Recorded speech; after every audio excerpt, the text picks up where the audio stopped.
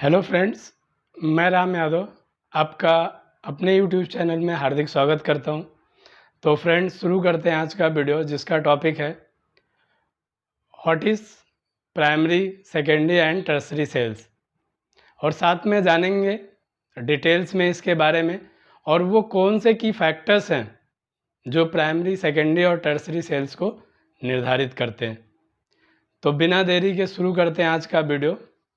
लेकिन उससे पहले अगर आपने अभी तक हमारे चैनल को सब्सक्राइब नहीं किया है तो प्लीज़ सब्सक्राइब कर लें और बेल आइकन को दबा के ऑल सेलेक्ट कर लें, जिससे हमारे आने वाली वीडियोस के नोटिफिकेशन आपको मिलती रहें। हमारी आने वाली अगली 2 वीडियोस जो हैं, इम्पोर्टेंस ऑफ सेकेंडरी सेल्स, जिसके बारे में हम डिटेल में डिस्कस करेंगे कि सेकेंडरी सेल्स कितना इम्पॉर्टेंट है प्राइमरी सेल्स और टर्सरी सेल्स के लिए। और साथ में दूसरी वीडियो जो है पार्ट 2 है उसी का, how to increase secondary sales. तो फ्रेंड्स, अब बात करते हैं व्हाट इज़ प्राइमरी सेल्स। जब कोई कंपनी डिस्ट्रीब्यूटर्स को प्रोडक्ट सेल करती है, डिस्ट्रीब्यूटर्स या स्टॉकिस्ट को प्रोडक्ट सेल करती है, तो उसको हम प्राइमरी सेल्स कहते हैं। प्राइमरी सेल्स जो है वो कंपनी के रेवेन्यू और प्रॉफिट में कंट्रीब्यूट करती है, और कंपनी का जो मेन फोकस होता है वो प्राइमरी सेल्स पे ही होता है। तो आप समझ सकते हैं। लेकिन मैं अपने एक्सपीरियंस के बिहाफ पे कहना चाहूँगा उन सेल्स वालों से और डिस्ट्रीब्यूटर्स से कि ऐसी कंपनियों से बच के रहें जो सिर्फ़ और सिर्फ प्राइमरी सेल्स पे ही फोकस करती है। क्यों बच के रहें, इसके बारे में हम डिटेल में डिस्कस करेंगे वीडियो के अंत में। तो वीडियो में अंत तक बने रहें और निश्चित ही आप समझ पाएंगे और आप बच जाएंगे ऐसी कंपनियों से जो सिर्फ प्राइमरी सेल्स पे फोकस करती है। तो अब हम जानते हैं व्हाट इज़ प्राइमरी सेल्स और इसके की फैक्टर्स कौन कौन से हैं जो प्राइमरी सेल्स को निर्धारित करते हैं। तो जो पहला की फैक्टर्स है वो है popularity of the company. Primary sales के लिए कंपनी कितनी पॉपुलर है ये बहुत इम्पॉर्टेंट होता है और ये आप अच्छे से जानते हैं। सेकंड जो है प्राइमरी के लिए वो है डिस्ट्रीब्यूटर एंड स्टॉकिस्ट का नेटवर्क। कितना बड़ा नेटवर्क है डिस्ट्रीब्यूटर्स का। जितना बड़ा नेटवर्क होगा, आप एग्जांपल में देख सकते हैं हिंदुस्तान यूनिलीवर्स, अभी पतंजलि का, तो जितना बड़ा नेटवर्क होगा उतना ज़्यादा प्राइमरी सेल्स होगी। थर्ड पॉइंट जो है वो है सेकेंडरी सेल्स, क्योंकि सेकेंडरी सेल्स अगर हो रहा है तो प्राइमरी सेल्स ऑटोमेटिक होगा। तो बहुत ही इम्पॉर्टेंट होता है कि जितना सेकेंडरी सेल्स होगा उतना ही ज़्यादा प्राइमरी सेल्स होने की संभावना बढ़ जाती है। लास्ट पॉइंट जो है वो है कि किसी भी प्रोडक्ट का कंजप्शन पैटर्न क्या है, वो जो प्रोडक्ट है मार्केट में वो कैसे कंज्यूमर उसको परचेज कर रहा है, उसका कंजप्शन कैसा है, इस पे भी हमारा जो है प्राइमरी सेल्स डिपेंड करता है।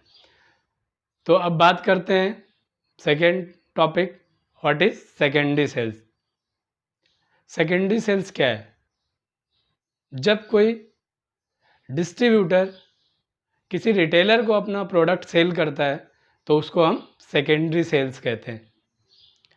सेकेंडरी सेल्स में डिस्ट्रीब्यूटर अपना मार्जिन रख करके उस प्रोडक्ट को रिटेलर को डीलर प्राइस पे सेल करता है, और इस प्राइस को ही हम आरएलपी बोलते हैं, यानी रिटेलर लैंडिंग प्राइस।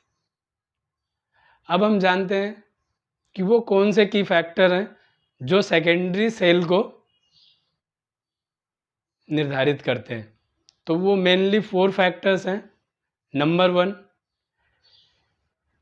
कि कंपनी का पॉपुलैरिटी कितनी है और उसका ब्रांड इक्विटी कैसा है। प्राइमरी के लिए भी पॉपुलैरिटी बहुत इंपॉर्टेंट होती है और सेकेंडरी के लिए भी पॉपुलैरिटी बहुत इंपॉर्टेंट होती है, क्योंकि जितनी पॉपुलर कंपनी होगी रिटेलर अपने यहाँ पे उतना अच्छा स्पेस देगा, उतनी अच्छी सेकेंडरी होगी।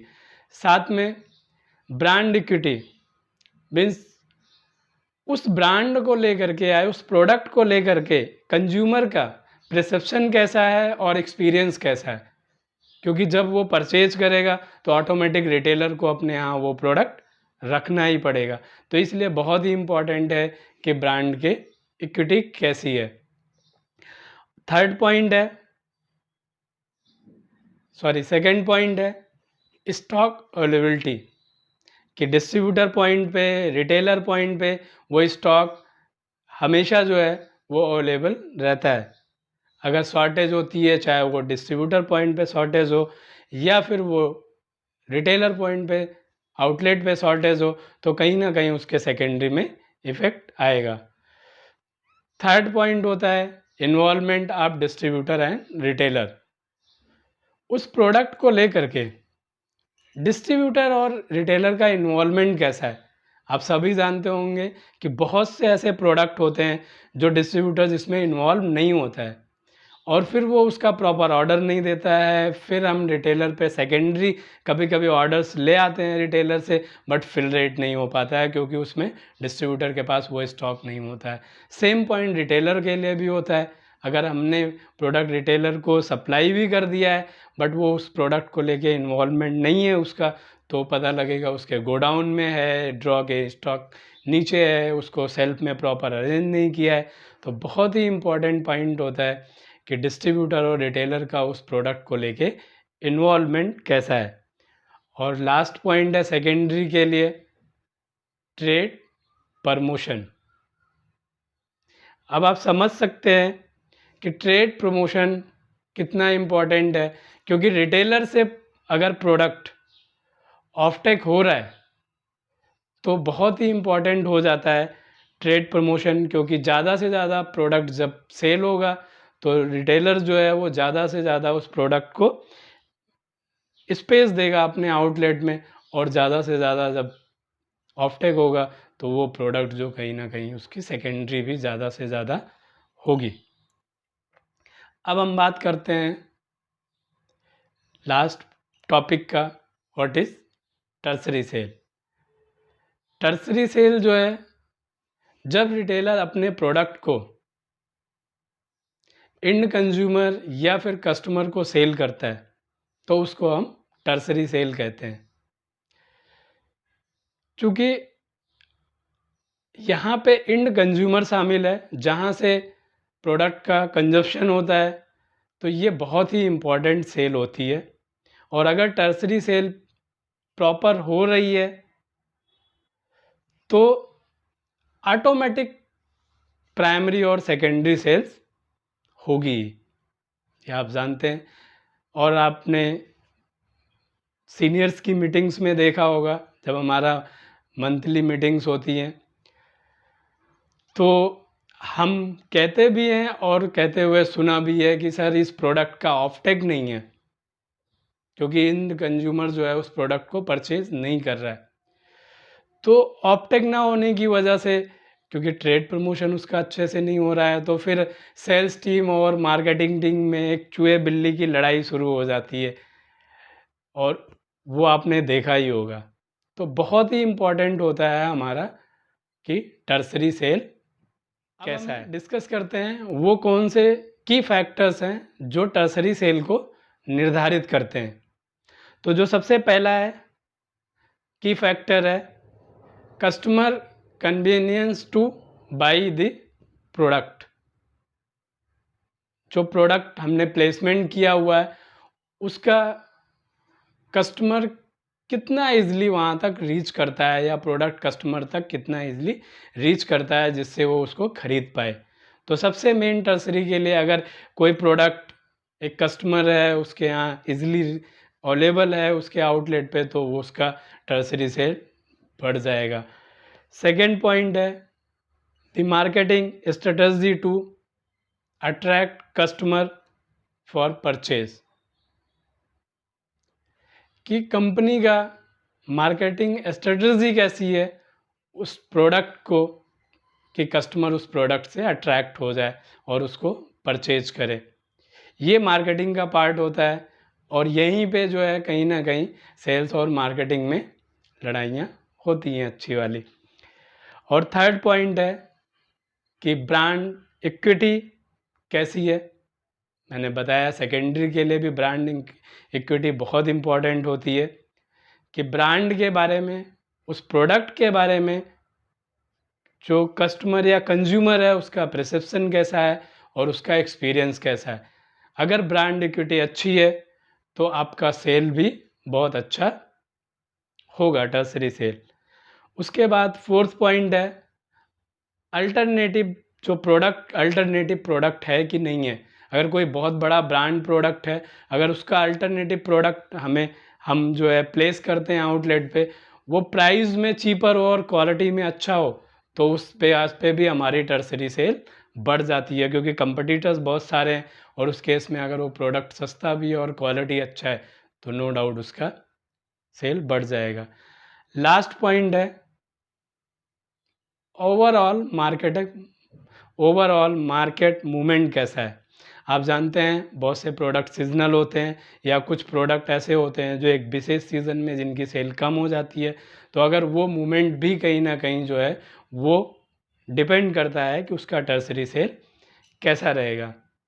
एग्जाम्पल के लिए कैंडी या चॉकलेट का सेल मुंबई में अप्रैल और मई में बहुत कम हो जाता है, क्योंकि गर्मियों की छुट्टी हो जाती है, स्कूल बंद हो जाते हैं और यहाँ पे आउटसाइडर बहुत रहते हैं, तो करीब 40 to 50% लोग अपने गांव या अपने होम टाउन चले जाते हैं, तो उस समय कैंडी की, चॉकलेट की सेल बहुत कम हो जाती है। तो फ्रेंड्स, अब हम बात करते हैं कि ऐसी कंपनियों से हमें क्यों दूर रहना चाहिए जो सिर्फ प्राइमरी सेल्स पे फोकस करती हैं। तो आपने प्राइमरी और सेकेंडरी और टर्सरी सेल से तो जान लिया होगा कि ऐसा क्यों होता है। सबसे जो इम्पोर्टेंट सेल होता है वो टर्सरी सेल होता है, और टर्सरी सेल में आपने देखा कि कंपनी का मार्केटिंग स्ट्रेटजी कैसी है।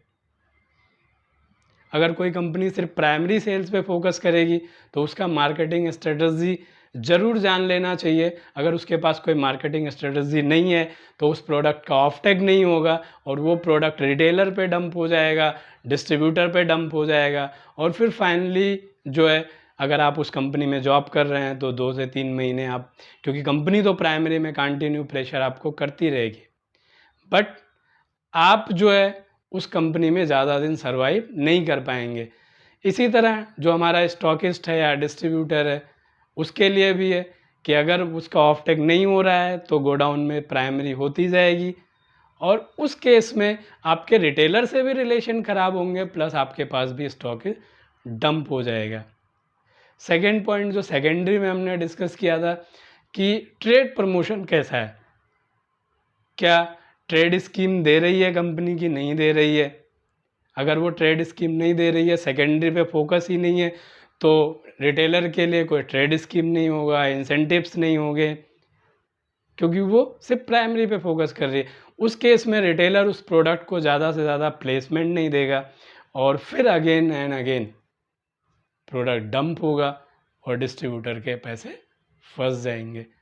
तो ऐसी और बहुत सारे ऐसे पॉइंट्स हैं, आप मार्केट में खुद देख सकते हैं। तो ऐसी कंपनियों से बच के रहें जो सिर्फ और सिर्फ प्राइमरी पे फोकस करती हैं। वो आपके कैरियर के लिए भी अच्छा नहीं है और डिस्ट्रीब्यूटर्स के लिए भी अच्छा नहीं है। तो आज के वीडियो में बस इतना ही। अगर वीडियो पसंद आई तो लाइक करें, शेयर करें और कमेंट करके बताएं कि आपको अगला वीडियो किस टॉपिक पे चाहिए। हम जल्द से जल्द वो वीडियो लेके आपके लिए हाजिर होंगे।